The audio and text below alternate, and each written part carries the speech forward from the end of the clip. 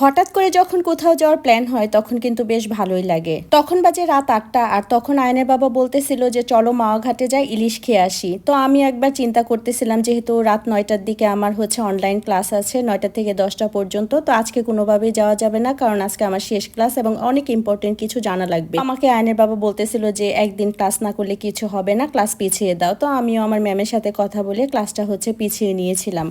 আমাদের গাড়ি যেহেতু 12টার দিকে যাবে, তো আমি আস্তে আস্তে করে সব কিছু গুছিয়ে নিচ্ছিলাম। আর আয়ান নিচে থাকবে ওর ফুপির কাছে, তো ওর ফুপির কাছে আমি একটু আগেই দিয়ে আসছিলাম যেন ও বুঝতেই না পারে যে আমরা বাইরে যাচ্ছিলাম। আর আমি রাতের বেলা সাধারণত ওকে কোথাও নিয়ে যাই না, রাতে না, ওকে নর্মালি খুব কমই বাইরে বের করা হয়। আর সব কিছু মিলিয়ে আজকে আমরা যেখানে যাচ্ছি এটা যেহেতু রাতের বেলা এবং ফিরতে ফিরতে সেই ভোরবেলা ফিরবো, তো আমার ছেলেকে নিয়ে গেলে যেহেতু ওর অনেক কষ্ট হবে, সেজন্যই ওকে রেখে যাওয়া। ছেলের জন্য একটু খারাপও লাগছিল, কারণ আমরা যেহেতু সবাই যাচ্ছি আর ছেলেকে রেখে যাচ্ছি। তারপরও চিন্তা করলাম সমস্যা নেই, ও আরেকটু বড় হলে বা দিনের বেলা যখন যাব তখন ওকে নিয়ে যাব।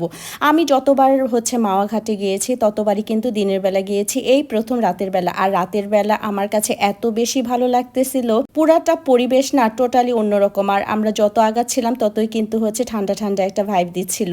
এই তো কথা বলতে বলতে কিন্তু মাওয়া ঘাটে চলে এসেছি। আর আমরা যতই সামনের দিকে যাচ্ছি মানুষজন খুব একটা বেশি ছিল না। আর এখানে এসে যে এত বড় একটা খবর শুনবো সেটার জন্য মোটেও প্রস্তুত ছিলাম না। যাই হোক, একটু একটু করে সামনের দিকে আগাচ্ছিলাম। আর আমাদের গাড়িটা যেহেতু ঘাটের সামনেই পার্কিং এর যে জায়গাটা ছিল ওখানে পার্ক করেছে, তো ঘাটের ওদিকে যে মেলার মতো বসে সবকিছু আমি একটু একটু করে শুট নিচ্ছিলাম। মেইন রাস্তার রেস্টুরেন্টের থেকে ঘাটের এখানে প্রচন্ড মানুষ ছিল। মাটির এই জিনিসগুলো দেখে কিন্তু আমার ভীষণ ভালো লাগলো। আর সামনে এই তো আচারের যে দোকানগুলো দেখে ভীষণ লোভনীয় লাগছিল, কিন্তু কেউ আমাকে আচার খেতে দেয়নি, কারণ বলতেছিল যে একটু পরে যেহেতু আমরা খাবার খাবো, তো এখন আর এইসব খাওয়ার দরকার নেই। মাওয়া ঘাটে এসে টোটালি আপসেট হয়ে গিয়েছি, এরকম একটা খবর শুনবো তাও ভাবিনি। আমরা যখন মাওয়া ঘাটে গিয়ে পৌঁছালাম, তো ঘাটের এখানে যে দোকানগুলা ছিল এগুলা কিন্তু খুব বেশি বড় না, তো এখানে সবাই বলতেছিল যে ইলিশ মাছ টোটালি বন্ধ। তো আমি ভাবতেছিলাম এরা মনে হয় মাছ টাছ রাখে না, এর জন্য হয়তো বা এরকম কথা বলতেছিল। তো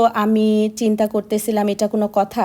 সব দোকানেই বলতেছিল যে 4 তারিখ থেকে 25 তারিখ পর্যন্ত ইলিশ মাছ টোটালি নিষিদ্ধ, মানে বেচা কিনা সবকিছু বন্ধ। তারপর আর কি মন খারাপ করে আমরা একটা রেস্টুরেন্টে ঢুকলাম, সেটা ছিল ইলিশ বাড়ি রেস্টুরেন্ট। এর আগে আমি আর এই রেস্টুরেন্টে কখনো খাইনি। এর আগে খেয়েছিলাম শখের হাড়ি, আরেকটা কি জানি ছিল, ওগুলাও ভুলে গেছি। যাই হোক, তো ইলিশ বাড়িতে ঢুকে আমরা কোরাল মাছ নিয়েছিলাম, চিংড়ি মাছ নিয়েছিলাম, সাথে কোরাল মাছের লেজের ভর্তা ছিল, বেগুন ভাজি ছিল, আর এক্সট্রা ভাবে আমরা অনেকগুলাই ভর্তা নিয়েছিলাম। তো সবকিছু মিলিয়ে আমাদের খাওয়া দাওয়া, কারণ আমরা খেতেই গিয়েছিলাম যেহেতু ইলিশ মাছ, আর ইলিশ মাছ যেহেতু পাই নাই, তো মনটা ভীষণ খারাপ হয়ে গিয়েছিল। সবার কাছে শুনি মাওয়া ঘাটে নাকি রাতের বেলায় বেশ মজা হয়, জমজমাট হয়, এবং খেতেও নাকি সবাই যায় রাতের বেলায়। আমি যতবার গিয়েছিলাম মাওয়া ঘাটে ততবার কিন্তু দিনের বেলা ছিল। আমার কাছে যদি কেউ জিজ্ঞেস করা হয় দিনের বেলা বা রাতের বেলা, আমি বলবো যে দিনের বেলাটাই আমার কাছে বেটার মনে হয়েছিল। সব কিছুর ক্ষেত্রে আমার কাছে কেন জানি ভালো লাগেনি তেমন একটা। তারপরে যতটুকু পেরেছি এনজয় করেছি। সবাই খাবার টাবার শেষ করে মালাই চা খেতে চলে আসলাম। এটা ছিল কিন্তু একদম ইলিশ বাড়ির সামনে একটা ছোটখাটো টঙের দোকানের মতো, বেশ ভালোই লেগেছে। আর এই তো সকাল হয়ে গিয়েছে, আমরা কিন্তু রওনাও দিয়ে দিয়েছিলাম। তখন সম্ভবত 7টা বাজে, বাসায় আস্তে আস্তে 8:30 বা 8টা বেজেছিল, আমার তেমন একটা খেয়াল নেই। আমার মনে হয় সব কিছুরই এক্সপিরিয়েন্স থাকা দরকার মানুষের জীবনে। আর যাই হোক, আমার ভিডিওটা কেমন লেগেছে অবশ্যই কমেন্ট করে জানাবেন। আজকের মতো বাই, আল্লাহ হাফেজ।